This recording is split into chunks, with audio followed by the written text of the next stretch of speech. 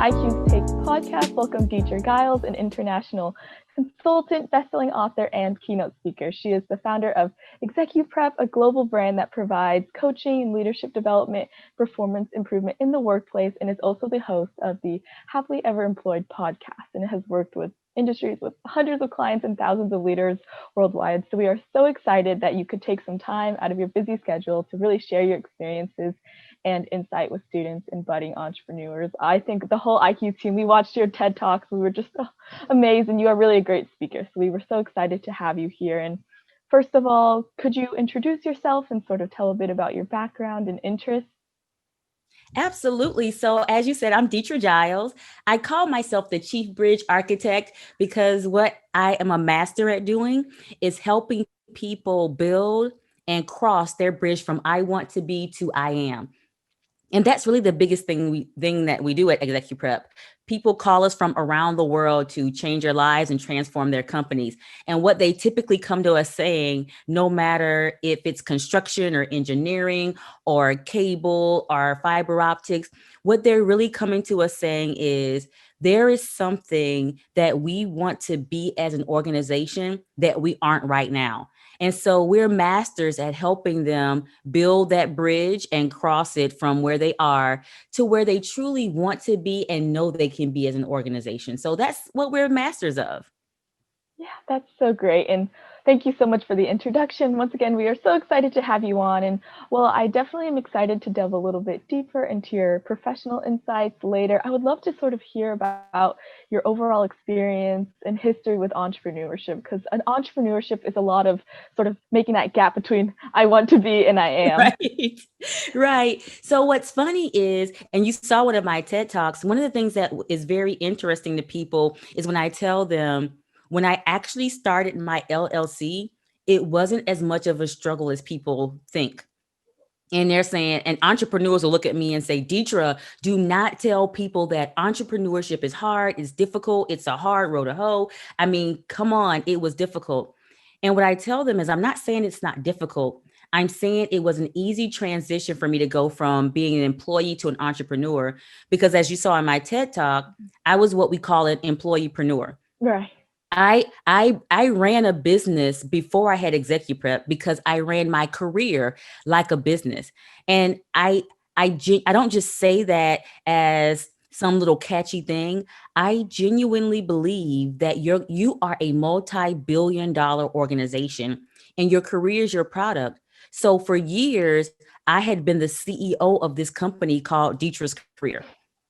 And so when I left and started my company, I took those same tools and ran ExecuPrep. So it wasn't a difficult transition for me, but it is work. Maintaining clients. What people don't realize is when you're an entrepreneur, people as employees think, you know what, I want to go out and be my own boss. I don't want anyone else telling me what to do. And the reality is, as an entrepreneur, you have several bosses. Each client is my boss.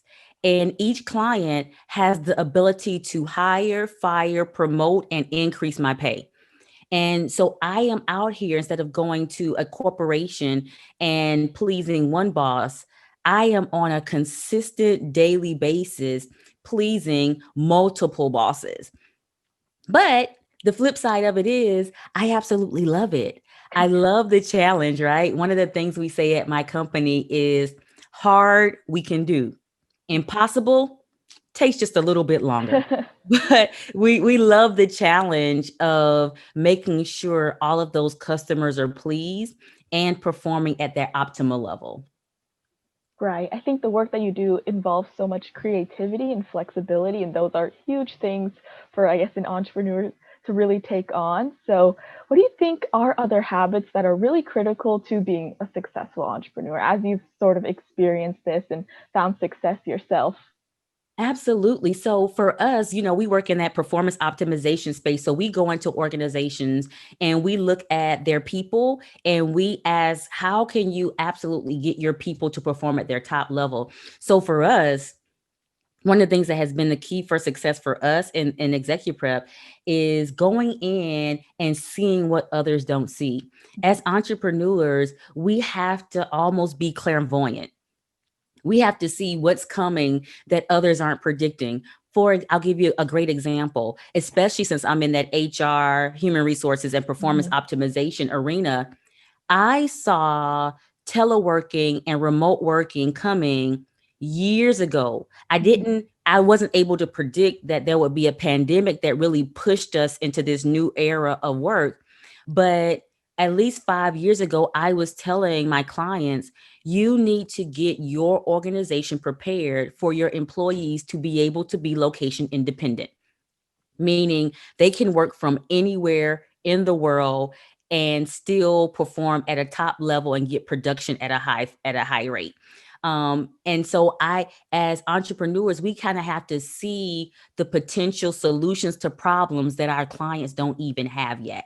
And that's where the most successful entrepreneurs reside. So things like that are things that we're always thinking about. I'm always thinking about what problems may be on their way, and let me solve them for my clients now before they actually present an obstacle for them. Right. I think that's a super interesting take, especially right predicting that. I think as sort of ExecuPrep, from what I understood, you're really just helping these companies find success and find these creative solutions. So having, especially during such a crazy time, it's awesome that you're able to guide people through these things and really help them and sort of let them execute in an exciting and fun way. I remember in one of your TED Talks, you sort of talked about you took on this role because you wanted this excitement and not having this stagnancy and really being your own boss and being your own entrepreneur with your own company. So how can, students or just anybody sort of keep our professional lives stagnant or really not feel stuck or feel motivated to sort of keep pushing and really going after our passions and inspirations? Well, one of the things I tell people is think about, and I've told you this before also, but think about it in terms of going to a restaurant. When you go out to eat, there are two types of people. I remember I have a very good friend, a sorority sister, and I hate going out to eat with her. I really do. I mean, I love her with my whole heart area. I promise you, I love her with everything I have, but I hate going out to eat with her because she is that person that goes to the restaurant and she sees a dish and she's like, I want this dish, except I don't want, I don't, I don't want the chicken sauteed. I want it baked. And I don't want tomato sauce. I want cream sauce. And I'm like, well, you don't want that dish. You have just changed everything that dish is. But she's a person that goes to a restaurant and she sees ingredients, not menu items. When you think about making your career not be stagnant and not get stuck and not get in this place where you feel like, oh my gosh, I'm going nowhere fast, see your career or your potential in your career as menu ingredients, not menu items. So that means that even if I'm an engineer is a menu item, but the ability to problem solve, technical abilities, agile, all of those things are menu items that can be put anywhere. So I could be an engineer and not get stuck in engineering. I can go to logistics. I can go to operations. I can even go to HR and apply those menu ingredients. And so that's the easiest way to not make your career be stagnant. Don't get stuck in items. I'm an engineer. I'm an accountant. I'm an IT person. Get stuck in those ingredients. Where can these ingredients fit well and still make a nice dish? Yeah, that's an excellent example. I think a lot of college students tend to sort of feel pressured to go down a really specific, rigid path.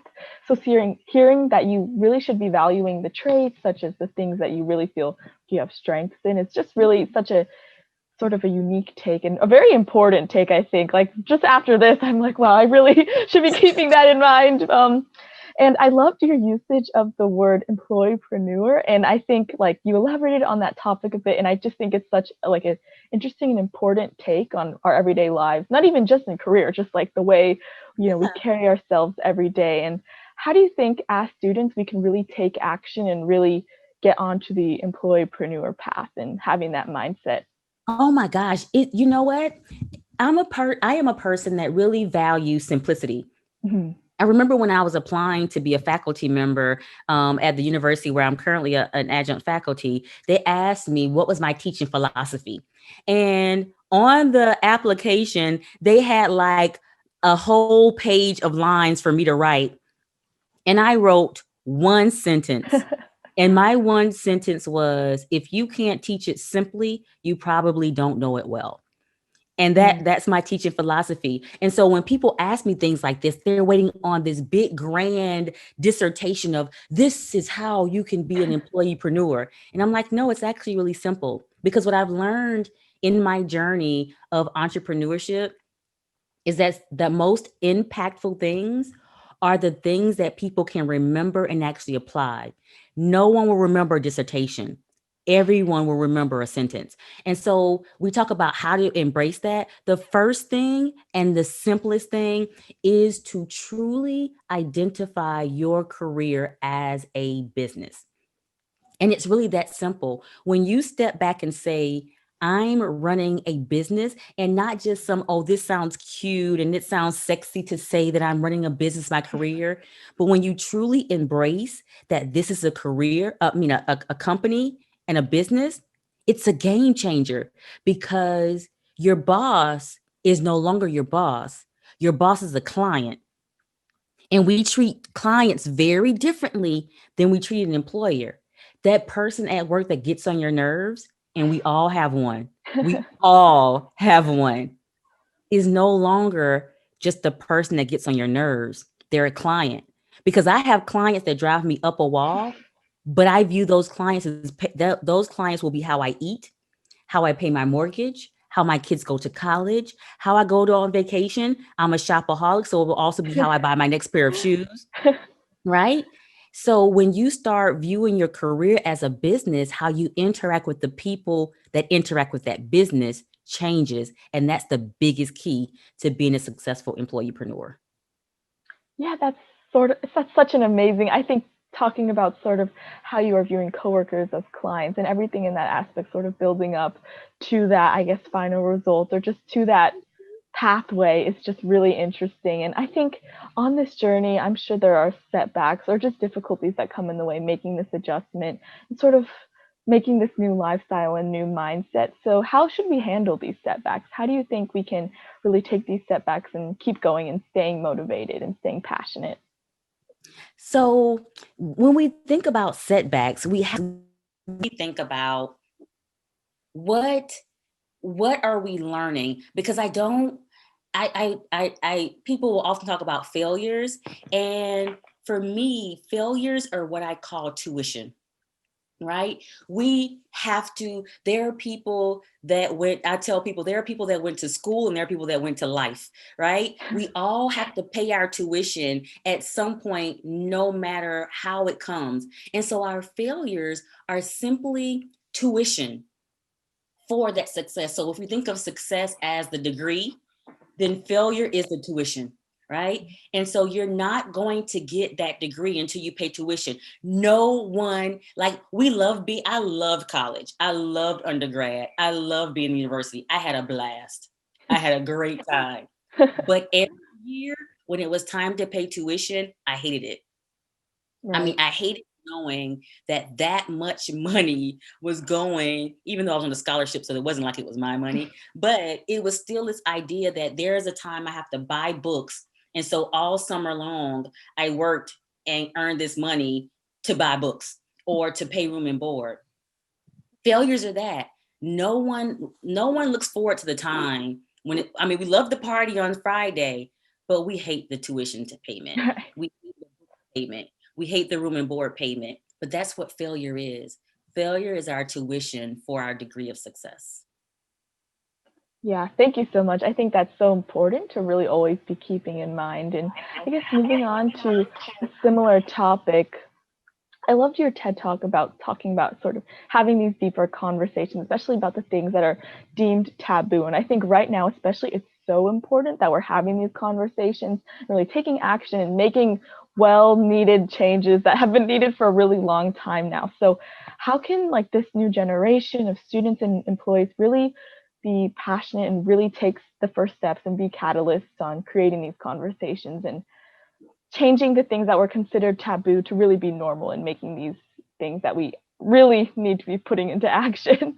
You know what? I am so excited about this current generation of youth, because you all have been brought up, every generation should be a progression. And I am excited to see that the progression is actually happening. So where my grandparents are raised a certain way, my mother was a little bit elevated, and then I was a little bit elevated, and then my kids are a little bit elevated. And I'm so happy to see that that elevation is happening, so that we, the older generation and even older, are being challenged. And I'll give you the prime example of what makes me push to have these types of conversations. My son came home one day when he was in maybe first grade, and he informed me that he had a little girl at school that he liked. I was like, first of all, you're in first grade, pump your brakes, baby. Like, what are we doing here? But I asked him, so describe her for me.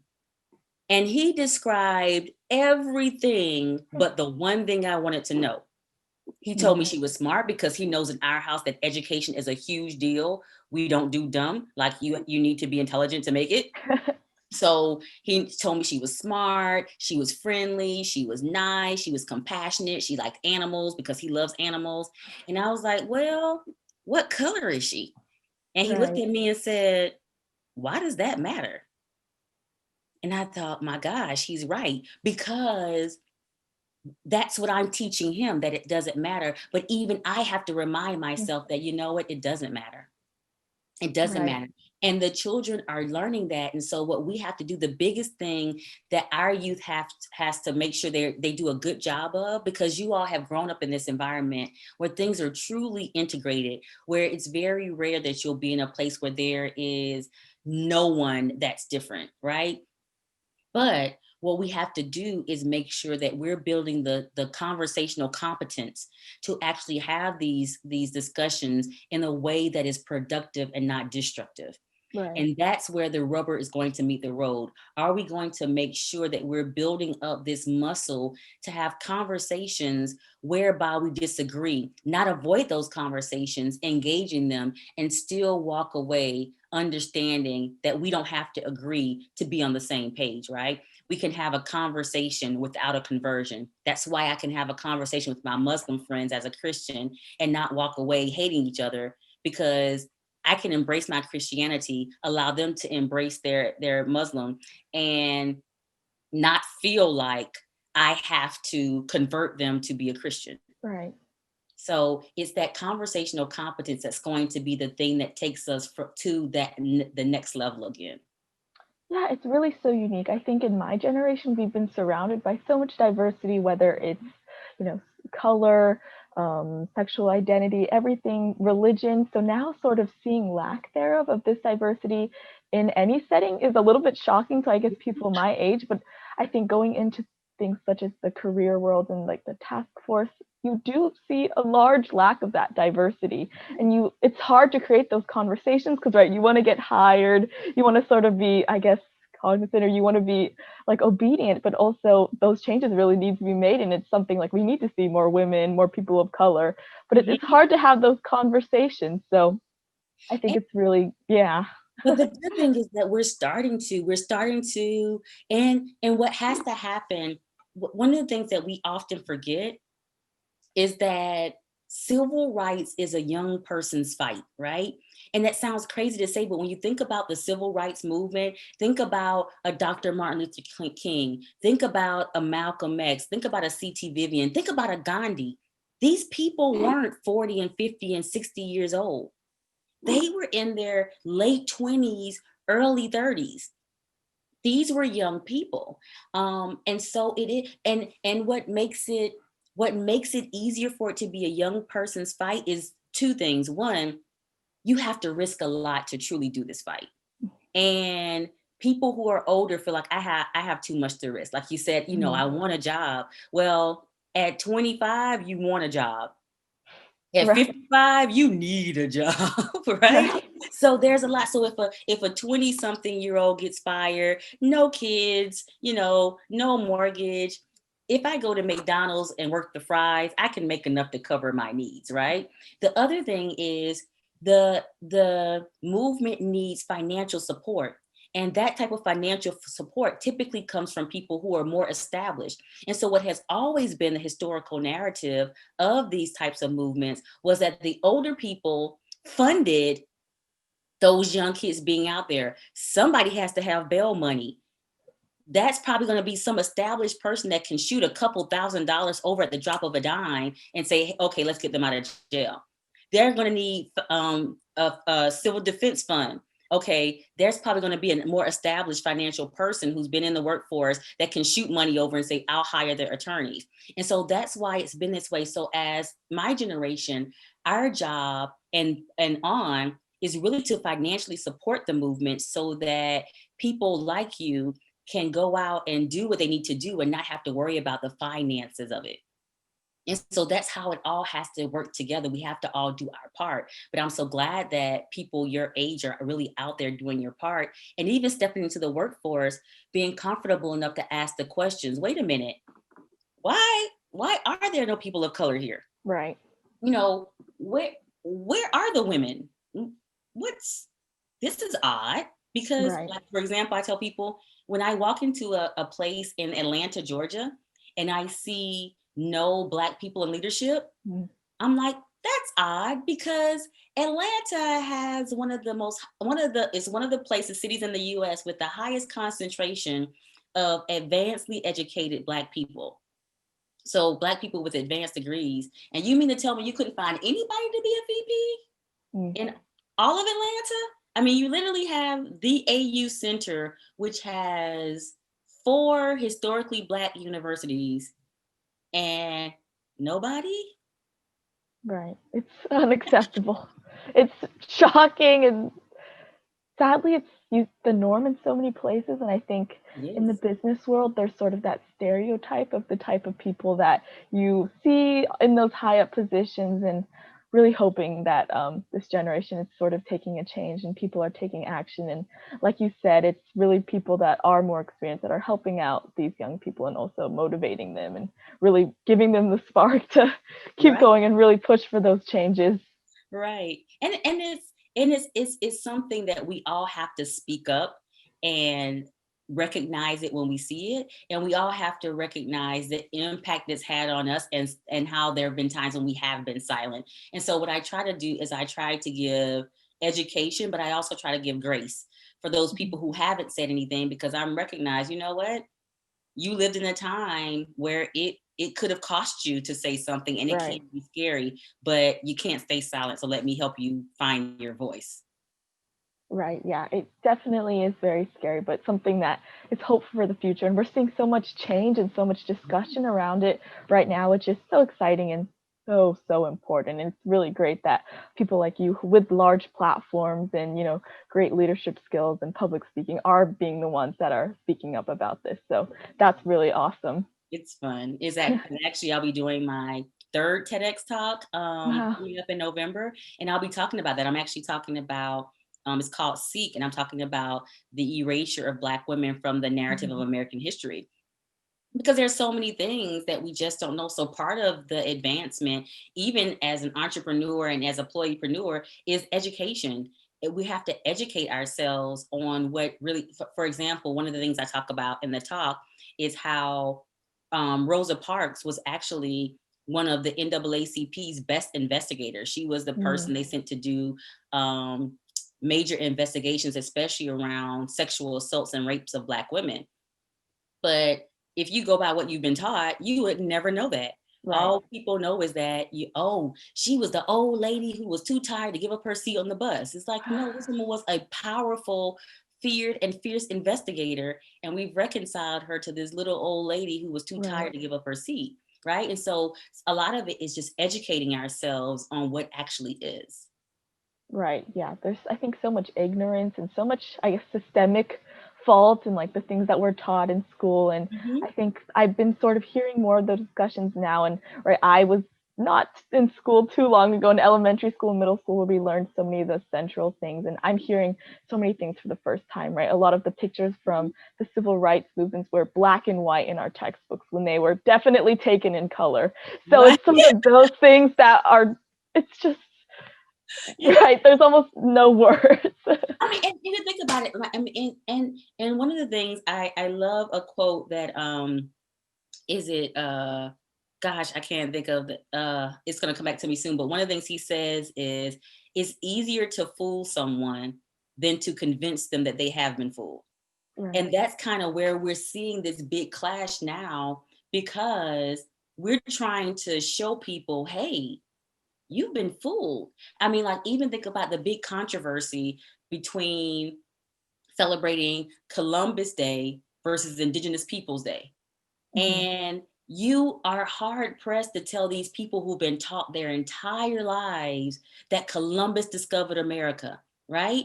And if you go and say, we're no longer celebrating Columbus Day, Columbus didn't discover America. There were people here when he got here, and there was a massacre based on his presence. They will get up in arms and Right. upset to defend that, because it's difficult to tear down something you've embraced your whole life. It's easier to fool someone than to convince them that they've been fooled. And even I Right. have to say, there are things that I have to step back and say, wow, I am really holding on to that because I've been taught it since I was a kid. And it just, I mean, think about it. How from kindergarten, I was told Columbus discovered them in 1492, Columbus sailed the ocean blue. Right. And it's like, wait a minute. But if the Native Americans were here when he got here, he he met them on the shore, right? They didn't come with him. So they were here, but we're still calling it discovery. Can I go to Right. the bank and discover their money? Because that will work really well for me if I do that.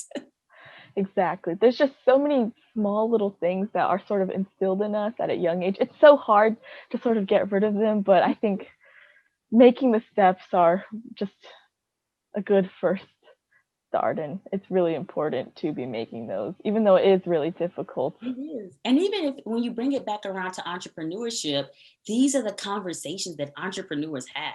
We're we're this crazy group of people who aren't afraid to step into it, right? We don't shy away from the difficult. We don't shy away from what's hard. We don't shy away, and we don't try to purposely pick the easy route. We're these crazy people who say, you know what? There's a trail that's paved right there, and it's smooth sailing. Mhm. And there's a forest, and we look at the forest and say, you know what? I should go over there and cut those trees and Right. clear the path. Like, that's us. That's what we do, and we do it in our own right. So for me, it's around these topics to go into companies and say, you know what? You can't optimize the performance of your people if your people aren't engaged. And your Right. people aren't engaged if they can't bring their authentic selves to work. And if they can't talk about the thing that matters to them most at work, they're not being authentic. And so Right. what you're getting is a skeleton of a person in your office, and skeletons don't do good work, right? And so that's me, because I'm an entrepreneur. I don't go down this easy path of let me go in and teach your people these soft skills and teach them how to talk to each other. I see the forest and say, you know what?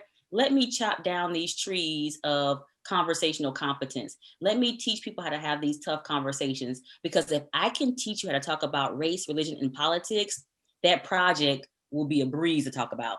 Right. You know, that thing that might fail on this implementation, you can bring that up without a bat of an eye if you can talk about these things. And so I look at the forest and say, let's make a trail over there. And that's what entrepreneurs do. Right, exactly. And in terms of ExecuPrep, I would just love to hear about some of your experiences there and what you have noticed in terms of trends, working with these companies and leaders, and what is necessary to make them push and, have that, I guess, success or that better movement in their own companies. So, two things on the executive side, I noticed that executives aren't really recognizing how long they have left in the workforce. I Mm, think executives, a lot of my senior executives right now really could retire in about 5 years. And in their mind, 5 years is so far away. And the reality, 5 years is tomorrow, right, and they aren't really preparing. So that's really what I'm hitting up many of my senior execs, my CEOs, my C-suite people with. What is your succession plan? Because if you don't have a succession plan, you're going to end up being in this company way longer than you want to be. because you can't leave. You know what I mean? So that's really what I'm focusing on with them. But on my mid to and junior level people, I'm saying, what is your plan? Where, because they're not prepared, but your CEO can retire in 5 years. Your boss is due for a promotion in 2 years. How are you preparing yourself now to take that position tomorrow? Because tomorrow really isn't as far away as you think. 2 years flies by in no time. And are you preparing yourself today for what's going to happen tomorrow? I think I did a post recently and it said, the popular phrase is time will tell. But if time will tell, are you given time a well-written script to talk about later on? And that's what I want everyone to do, whether they're the CEO or the janitor or the receptionist or the director or the senior vice president. I want them writing a script today for time to talk about when time does finally tell. Yeah, I think that's a great thing to keep in mind. I think a lot of us are sort of stuck in the moment, and anything in the future seems scary and intimidating. And I know it's sort of hard to think about any sort of progress. Like I'll do that next week, or I'll do that in the 5 years. But once again, it goes by so quickly. And I think having somebody to sort of remind people it really doesn't is key. But also too, what I want people to do is I want people to enjoy the process, right? I do something called the Good Life, and it's GUD, and it's called Getting Up Daily. And I actually have a Good Life program that's called, everyone should live the good life. But what I recognize in many of my executives that I work with, which is how I created the Good Life, is that many of them are so driven to success that they don't even enjoy it along the way. And what I remind everyone is there is nothing so magical about success whereby when you get there, you get your happiness. Your happiness is something you enjoy along the way. It's like taking a great road trip with your friends. Half of the fun is all of the shenanigans that happen from point A to point B. I mean, Right. you have fun. Sure, you have fun at spring break in Miami, but the trip from Atlanta to Miami, oh my gosh, the shenanigans that happen. And that's how life should be. We should enjoy the journey. And that's why it's called Good Life. We should get up daily and enjoy every day, even the detours, the breakdowns, the obstacles we run into. Each of them is a part of our journey. They're the shenanigans on our way to success, because success is always moving. If you want to be a senior vice president, when you make a senior vice president, guess what? You want to be a chief operating officer. When you get chief operating officer, you want to go to a Fortune 50 company and then to your own company. It's always moving, so you'll never be happy if success is your happiness. You have to enjoy it all along the way. Everyone deserves to live the good life. Yeah, that is such a touching topic. I think even I, like, just hearing that, I think it's so important. We get very occupied with sort of these certain ideas of, once I get here, I will be happy, or once I get here, I will be successful. But it really is so important to really marinate those small moments and really stay optimistic along the way. Yeah, there's nothing magical. We make success be this magical thing, and it's really not. It's really a journey. And so I enjoy the breakdowns. I enjoy the pit stops. I actually embrace the failures. I tell people I tanked a company. My husband and I decided we're going to start a company one time. It was a disaster. It was horrible. I mean, it was horrible. We tanked this company, but I had such a good time taking that company. It was so much fun. I learned so much, but it was, I mean, I'm like, we're shutting the doors. We have all this inventory that we have to give away, but I am still going to live every moment and enjoy it. I am not going to be miserable, and I'm not going to wait for success to enjoy my life. Yeah, exactly. I think the characteristics of a strong entrepreneur and a strong leader is really being able to enjoy those failures and really accept them, and, take things as they come, and, everything is there and good for a reason. Right. It's so, there's so much that we have to do. And the we see the numbers. They will say 50% of businesses fail or don't make it in the first year. And you know what? Those numbers are not reported accurately, if that makes sense. Mm-hmm. So when we hear them, what we think is, oh, all of those businesses actually fail. And that's not true. A lot of those businesses just give up. They realize, I don't want to do this. I can go back over to this job and have less responsibility, make my six figures and call it a day. But those people, burnout happens in entrepreneurship just like it happens in career. But it happens because people don't live their lives. Every day is okay, got to get up and make the next money. Well, when are you going to take a vacation? And a vacation does not mean you have to go to the Philippines or to Singapore. Like, though, mind you, I love Singapore. But vacation can be just at your house, giving yourself a mental break. But we don't do that. We burn ourselves out. Right. Yeah, there's just this huge emphasis I've noticed on like hustle culture and you never stop working. But I really think it's those moments where you have the time to recharge and reflect. That's when you get your ideas and your passion and motivation. So totally agree. We know that to be true. I actually did a rebuttal. A famous person did a video, and he was talking about how you can't wake up at 8 o'clock and you got all this sleeping you're doing. You don't get sleep. And I said, listen, I sleep and I sleep well. I sleep every night. Every now and then we have these major projects, and so I may pull an all-nighter. But for the most part, I make sure I get quality sleep, because what we know from science is that when you're sleep deprived, you aren't thinking well. You cannot operate at your optimal level on a lack of sleep. And every day when I go into my office, I need to give my clients Dethra on 100. And I can't do that on 2 hours of sleep a night. You're going to get Dethra on delirious, and there's no telling what's coming. That is not okay.